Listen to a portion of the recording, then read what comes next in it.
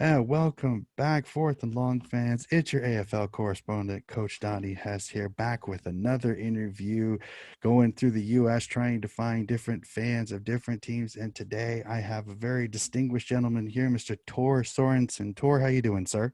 I'm well, thank you, sir. Good, good. So I always like finding out a little bit of information about the people that I chat with on this before we get into the diehard footy, which I think we all are kind of hopping on for. So if you want, Mr. Sorensen, why don't you let us know a little bit about yourself outside of the game of footy? I am a musician, but I make my living as a technical writer. So I deal with aviation documentation these days, and I absolutely love it. I even have a mildly autistic son who is now officially a student pilot. So this is kind of progressing in a nice direction, and I love where that's going. But I've been a musician my entire life. So those That's are the two main things that I have in my life besides my now 21-year-old son. that's awesome, and that's always great to hear. And so many different stories on different people, and it's always great to see how footy can connect with people. So I gotta ask, how did you find footy? I first became aware of it in 1986. I was in the United States Air Force. I had just arrived in England for my first assignment at a base. And one of the four British television channels, and at that time there were only four, was rerunning off season matches of what was then the VFL. And I remember it distinctly because it was Essendon versus Footscray. And Footscray, of course, is now the Western Bulldogs. So I had never seen it before. Apparently, ESPN here in North America had run some of that stuff, but we didn't have cable at that time, and so I'd never seen any of that. That was the first. Fast forward to 2007. I'm working as a technical writer at an aviation firm here in the Twin Cities, and I guess I'd been going through the customer database, and I noticed that some of our people were in Australia. I looked at something, wasn't sure where it was, looked it up on Wikipedia, and happened to fall into the article on Australian rules football and what was then by then the AFL, and that's where it just went from there.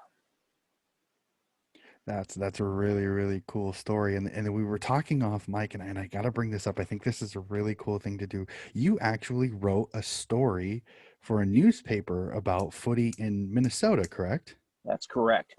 I am a technical communication major, shocking but true, at Metropolitan State University. And I was the only person they really had as a culture vulture, as it were. And I became familiar with, the Minnesota Freeze because I'd been looking and reading about AFL and footy online, and I slowly put the two together. Met with a couple of the members of the Minnesota Freeze, which is the U.S. AFL team here in Minnesota. Well, one of them. And I wrote about them, published the article in the student newspaper, and I hope that I at least drove some interest toward the AFL that way. But it was that was absolutely worthwhile.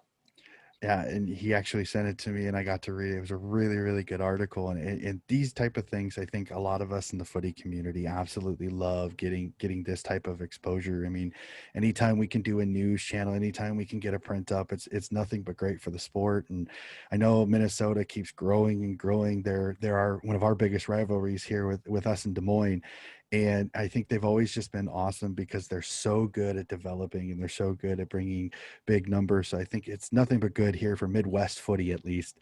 But it's always good to connect with somebody with our good rivals of the Minnesota Freeze. So now that we've talked a little bit about stateside, we gotta go to Australia a little bit. So I gotta ask, what is your AFL club? The team that I would barrack for, as it were, would be the North Melbourne Kangaroos. Good old Roos fan. It's always good to see the blue and white represented. So They're a great team. In fact, a couple of the Aussies who actually are here are huge North Melbourne fans. In fact, I joke with a few people. I said that was the other team I was fighting with between that and Sydney for my club. But unfortunately, the red and white got my love. But North Melbourne always has a little special place in my heart there. So I gotta ask, so what is kind of your fandom of the North Melbourne? Like, can you describe for me what your fandom is? I mean, do you get up early and watch the games, or do you just watch highlights? I mean, kind of describe to me your fandom of the Roos. My fandom kind of evolved mostly from reading. I love how they did their second to current logo, the most recent one as well as the current one. Uh, the royal blue, that's attractive. They have obviously a long history, and strangely enough, the fact that their last premiership was in 1999, and as far as I have read, they have not been back to a grand final since then. Yeah, if I they've had a couple of times they've gotten close. I think they've gotten to some preliminary finals, but they've always fallen a little short. And their last championship, '99, had one of the best players ever, Wayne Carey, the Duck, Mm-hmm. on that team, and that was one of the best teams in a long time. So we're kind of going off the. So you find out. So I gotta ask, do you have a favorite player on the Roos currently, and have you delved, since you've kind of read about the team a little bit and gone into their history? Do you have a favorite Kangaroo of the past? Well, I think you have to put Wayne Carey in there. Other than that, I've been a little bit away from, deep fanatical fandom for the last a couple of years, mostly for work and music related purposes. See, I'm in a Mhm. band. I played keyboards and bass in this band, and aside from the COVID panic and our governor, which has locked down the state rather mercilessly, um, work and my son and aviation and music have been more of my priorities lately. But I do have an affinity for the club, the franchise, as it were. The fact that they still have the Arden Street Oval, which, um, by the way, is just southwest of the Melbourne Zoo, which is another place in Melbourne that I would love to visit. And it's like anything in Australia. If you're going to go there, you can't just stay for 1 week. You have to make it at least 2 weeks and perhaps as much as a month. And so there's that part of that I favor as well. Awesome. That's really cool. And I agree. Like, if I ever get down there, it's going to be so hard not to just want to stay there for so long. Um, so you're a really busy guy, but I gotta ask, did you get a chance to keep an eye on North Melbourne last year and see kind of how their season was? And then if you did, kind of what were your thoughts on their season last year? All I know is that they did not make it into the. I think they did not make it into the finals, and I was just so busy, I couldn't dive into it as deeply as I have in years past. In fact, the last time I got to watch a grand final was the Collingwood West Coast Eagles, and boy, that was a fun one to watch. Um, you know, Collingwood they burst out of the gate, and I thought, oh goodness, this is going to be over. And then the Eagles stopped the bleeding by halftime, and they slowly chipped away at stuff. And then eventually, in the fourth quarter, they got the lead back, and they held off the good old Collingwood, as it were.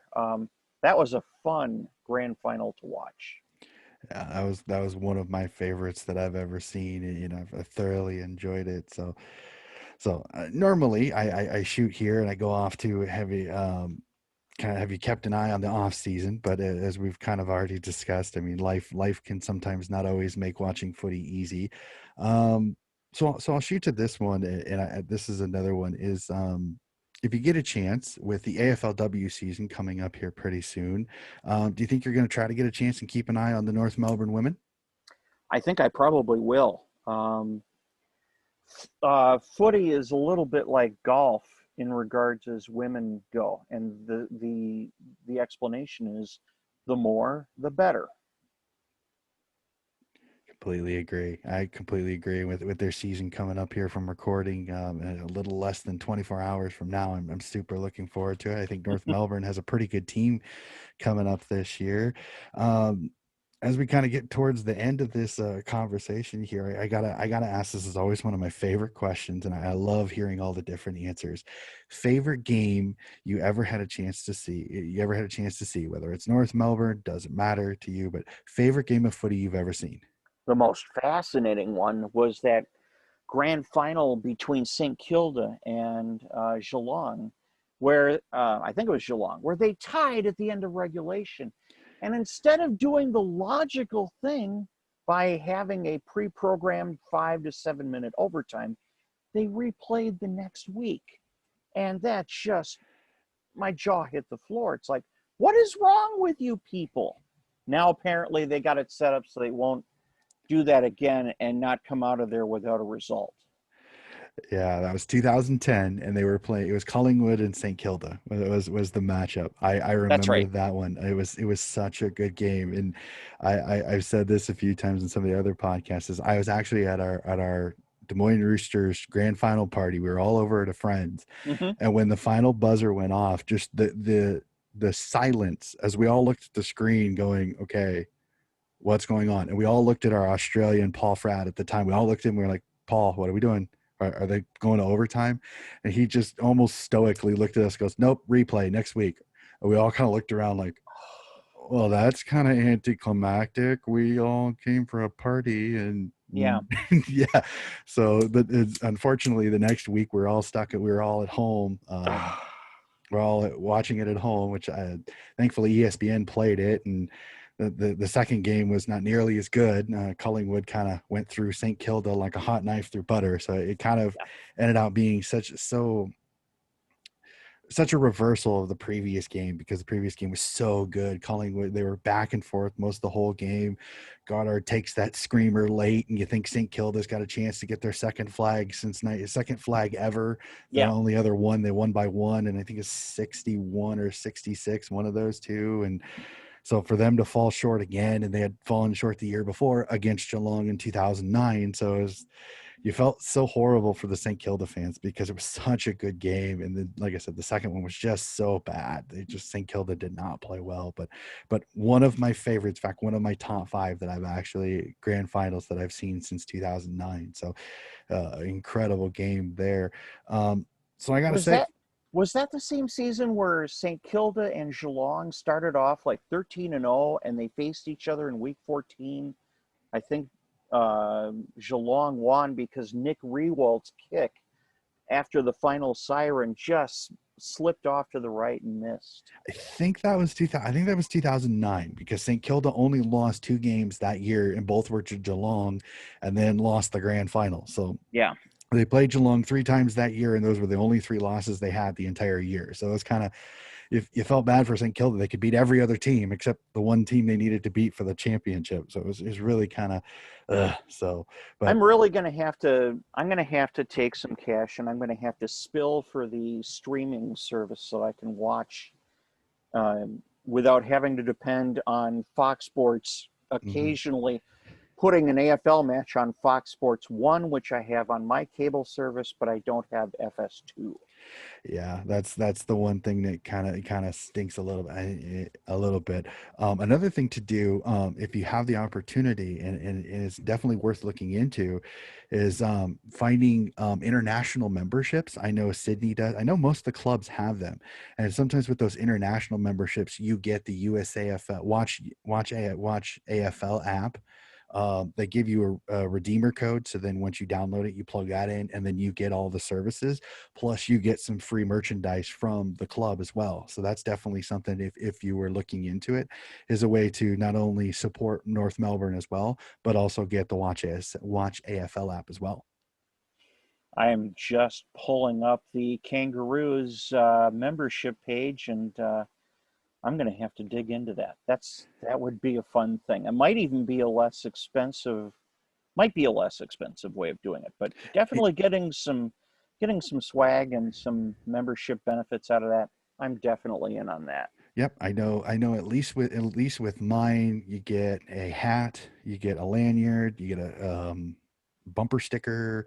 They gave a magnetized schedule. And the best part is with the Watch AFL app is that you get AFLW as well, so you can watch Yes. that as well. So you get not only the men's but the women's, which is absolutely an incredible value. And most of the people that I've talked to said it's a great thing to get, because not only do you get the membership, but then you get the Watch AFL with it. So it's, in the long run, it's actually less expensive than buying both separately, which is an amazing thing. So definitely worth it. And to anybody listening, that if you have a club and you are an American, this is a really good way to not only support your club, but also a way to be able to watch your club on demand anytime you want. You can watch it anytime. The Watch AFL app is an absolutely incredible app. It is a great thing. You don't have to sit there and get up live if you don't want to. You can watch it later. You don't have to worry about it. But the one thing I love about it is if you watch live, you get all the Australian commercials, which is absolutely Oh, amazing. fun. And the other thing about that is if you are able to afford to buy some um, club merchandise, some clothing, and you get a chance to wear that around, especially if it has the name of the club and the fact that it's the Australian rules, and get people to ask you about that. And that's one way that we can all kind of uh, spread the love about Australian rules, which, in my opinion, is the best of the five major codes of football. You, you, Definitely agree. It's one of my favorites to watch. It's so incredible. But I'm a sports head. I love them all. But it's definitely in. And in fact, I've funny story. I was with a friend going to a track meet for a friend of the family's, and I was wearing my Sydney Swans hat at the time. And I remember the nice. the person behind the counter going, "Sydney Swans, what's that?" So I had to spend the time explaining it's an Australian rules football. It's not like American football. It's a little bit different. And to see the smile, the intrigue on their faces. And I've worn my Roosters hat that I wear normally, Yep. and I had the lady that was helping me at my cable company was like, "What is that? What is Des Moines Rooster?" So I explained, and I actually gave her the YouTube link for one of our games that we had at Nationals a couple of years ago. So that's one of the things I love doing, is wearing the footy merchandise around, just because it does sometimes cause great conversation. And sometimes, who knows, maybe sometimes you can find somebody that'll want to play.